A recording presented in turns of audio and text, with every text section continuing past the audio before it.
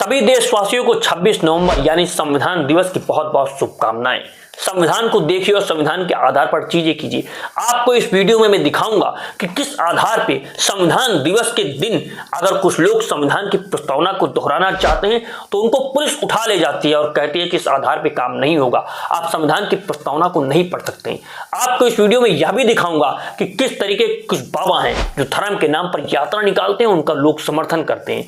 दूसरे बाबा समर्थन करते हैं और कहते हैं कि अपने बच्चों को ऐसी संस्कृति पढ़ाइए जिस आधार पर सांप्रदायिक सौहार्द को बिगाड़ने की कोशिश की जाए, लेकिन इन पर कोई कार्रवाई नहीं होती। इस वीडियो में आपको यह भी दिखाऊंगा कि कुछ लोग हैं जो गौ माता का नाम लेकर के बड़े बड़े कांड कर देते हैं, लेकिन उनके ऊपर कार्रवाई नहीं होती है। और अगर कोई कार्रवाई होती है तो जब उतरते हैं पुलिस की वैन से तो कहते हैं हम गौ रक्षक हैं। ये किस आधार पर रक्षक हैं, ये आपको सोचना होगा। तो वीडियो में बने रहिए। आपका बहुत बहुत स्वागत। मेरा नाम है आजाद, आप देख रहे हैं लाइव टीवी इंडिया। तो दोस्तों, सबसे पहले हम बात करेंगे संविधान की, और संविधान में जिस आधार पर सारी चीजें की जाती हैं। संविधान की आत्मा क्या है? संविधान की आत्मा है पंथनिरपेक्षता, संविधान की आत्मा है समाजवाद, संविधान की आत्मा है कि देश अखंडता के साथ बना रहे, संविधान की आत्मा है कि सामाजिक सौहार्द बना रहे और सभी को न्याय मिले, सभी एक समान हो और देश की जनता को नागरिक बनाने की कोशिश की जाए। इन सभी चीजों को देखिए और आप यह भी ना भूलिए कि यह 26 नवंबर वही तारीख है जब 26/11 का हमला हुआ था हमारे मुल्क के ऊपर। किस तरह से कुछ दहशतगर्द हमारे मुल्क में घुसे थे और हमारे यहाँ के लोगों को, निहत्थे लोगों को, बच्चों को, छोटे बच्चों को किस तरह से नरसंहार किया था, मौत के घाट उतार दिया था। आपको उन्हें भूलना नहीं चाहिए और ऐसी साजिश करने वालों को भी नहीं छोड़ना चाहिए। हमारी सरकार को नजर बना करके रखनी चाहिए। इन सभी चीजों को आप याद रखिए। आइए अब हम सबसे पहले आते हैं पहली खबर पर। किस तरह से महाराष्ट्र में कांग्रेस के कुछ लोगों ने जब बात की संविधान की प्रस्तावना की तो उनको पुलिस उठा ले जाती है। वो लोग अपना वीडियो बना करके पोस्ट करते हैं और वो बताते हैं कि किस तरीके से हमको संविधान की प्रस्तावना पढ़ने की इजाजत नहीं दी जा रही है संविधान दिवस के दिन। क्या इसी आधार पर संविधान संकल्पित हो पाएगा? क्या इसी आधार पर संविधान सारी चीजें देख पाएगा? क्या इसी आधार पर सब कुछ निर्धारित होगा संविधान की ओर? आप सोचिए और देखिए यह वीडियो, या आपके मन को विचलित करेगा, क्योंकि संविधान दिवस के दिन अगर संविधान की प्रस्तावना ही दोहराने पर पाबंदी लग जाएगी तो फिर कहां लोकतंत्र होगा और लोकतंत्र का आधार क्या होगा? आप पहले यह वीडियो देख लीजिए। आप देख सकते हो कि संविधान दिवस के दिन सबसे पहले तो महाराष्ट्र में अहिल्या नगर में किस तरीके से एक कांग्रेस वासी को अपहरण करके उनको पीटा गया, लेकिन पुलिस वहां पे मजबूर नहीं। लेकिन आज देखिए, हम आज संविधान को सिर्फ एक बार पढ़ना चाहते थे, एक जगह एकजुट होकर, लेकिन हमें आप देख सकते हो, दिखाइए किस तरीके से मुंबई यूथ कांग्रेस के प्रेसिडेंट को आज यहाँ बंद करके पुलिस स्टेशन लेके जा रहे हैं। और ये आज हमारी संविधान की जो हम कह सकते हैं सुरक्षा, ये लोगों की जिम्मेदारी थी कि सुरक्षा करें। आज किस तरीके से संविधान के साथ खिलवाड़ हो रहा है ये आपके सामने है। Happy constitution day. तो जो वीडियो आपने देखा यह बताया जा रहा है महाराष्ट्र का, और वहां पर जिस तरह की कार्रवाई हो रही है, वहां पर सरकार किसकी, यह आप कमेंट बॉक्स में कमेंट कीजिए। और किस तरह से वहां पर प्रशासन चलाया जा रहा है यह भी आप कमेंट बॉक्स में कमेंट करके बताइए। अब आइए चलते हैं दूसरी खबर पर कि किस आधार पर देश में सांप्रदायिक राजनीति और वोट बैंक की राजनीति को बनाने के लिए, धर्म की राजनीति को बढ़ाने के लिए बाबा हैं जो धार्मिक यात्राएं निकालते हैं और कहते हैं कि देश को हिंदू राष्ट्र बना देना चाहिए। आप सोचिए कि आज हम जिस संविधान की बात कर रहे हैं उसकी आत्मा पर ठेस नहीं पहुंचेगी? क्या वो संविधान तार तार नहीं हो जाएगा जब कुछ लोग कहेंगे कि इस पंथनिरपेक्ष राष्ट्र को हटा दीजिए और हिंदू राष्ट्र में तब्दील कर दीजिए? फिर कहां पर संविधान होगा, संविधान का आधार क्या होगा? ऐसे लोगों पर कड़ी कार्रवाई क्यों नहीं होती?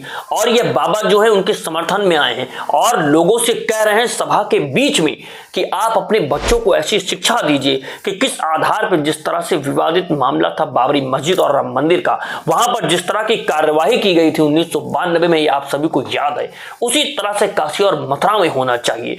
इन सारी चीजों की व्यवस्था इनको कौन देता है? इनको इतनी ताकत कौन देता है कि खुले मंचों ये ऐसी बात कर सकते हैं और इनको खौफ नहीं है? ये साफ तौर से समझते हैं कि इनके ऊपर कोई कार्रवाई नहीं होगी। सरकार को इन लोगों के ऊपर कार्रवाई करनी चाहिए, वो इधर के हो या उधर के, जो कोई भी देश को तोड़ने की बात करे, जो कोई भी देश में सांप्रदायिक सौहार्द को बिगाड़ने की बात करे, उसके ऊपर तो कार्रवाई होनी ही चाहिए। लेकिन आप बाबा जी का वीडियो देखिए, वो किस तरह से खुलेआम लोगों को मोबिलाइज करने की कोशिश कर रहे हैं, भड़काने की कोशिश कर रहे हैं, माइंड वॉश करने की कोशिश कर रहे हैं, लेकिन उन पर कोई लगाम नहीं लगाई जाएगी। आप यह वीडियो देख लीजिए। अगर हमारे बच्चों को रामकृष्ण की जरूरत पता होगी, गीता रामायण का पता होगा, तो आज मथुरा में अयोध्या की तरह भव्य मंदिर भगवान श्री कृष्ण का भी बन गया होता, क्योंकि हमें मुझे जागरूक हो गए, काशी विश्वनाथ बन गया होता, लेकिन अभी तक नहीं बना। अभी दिल्ली से लेकर वृंदावन तक पद यात्रा हुई, उस पद यात्रा में कृष्ण जन्मभूमि का मुद्दा था, उसमें यमुना जी का मुद्दा था, उसमें ब्रज क्षेत्र को मांस मदिरा से मुक्त करने का मुद्दा था।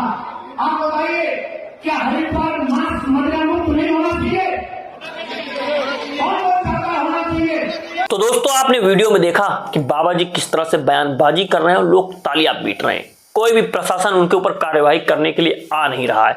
तो इन सारी चीजों को आप कैसे देखते हैं? और अंत में आप एक वीडियो और देखिए कि जिस आधार पे लोग कहते हैं कि वो गौरक्षक हैं और वो कहते हैं कि गौ की रक्षा उन्हें करनी है, आप अगर आंकड़ा उठा करके देखेंगे तो दुनिया में बीफ एक्सपोर्ट यानी गाय का मांस, गौ माता का मांस सबसे ज्यादा हमारा मुल्क सप्लाई करता है। ये कैसी गौरक्षा है और किस आधार पे ये सारी चीजें की जा रही हैं? लोग अपराध करते हैं, उनको पुलिस उठा करके लेके जाती है, वो अपराध करते हैं, उनके ऊपर आरोप लगाए जाते हैं। ये मैं नहीं कह रहा हूं, इस वीडियो के माध्यम से बताया जा रहा है कि इनके ऊपर आरोप लगे कि 5-5 लाख रुपए की उगाही करना चाहते थे, लोगों की दुकानें बंद करवा देना चाहते थे, और उसी आधार पर सारी ये देखी जा रही है। लेकिन जब उनको पुलिस उठा करके लेके जाती है, वो पुलिस की वैन से उतरते हैं तो नारा देते हैं कि हम गौरक्षक हैं, गौरक्षा करने के लिए कुछ भी करेंगे। तो आपको यह समझना होगा कि ये गौरक्षक हैं या फिर अपनी राजनीतिक रोटियां सेक रहे हैं, या फिर सिर्फ यह एक कमाई का जरिया है। यह हमारे हिंदू भाइयों को समझना होगा, देखना होगा और ऐसे लोगों से सावधान होना होगा। आप यह वीडियो देखिए जो बहुत तेजी से वायरल हो रहा है।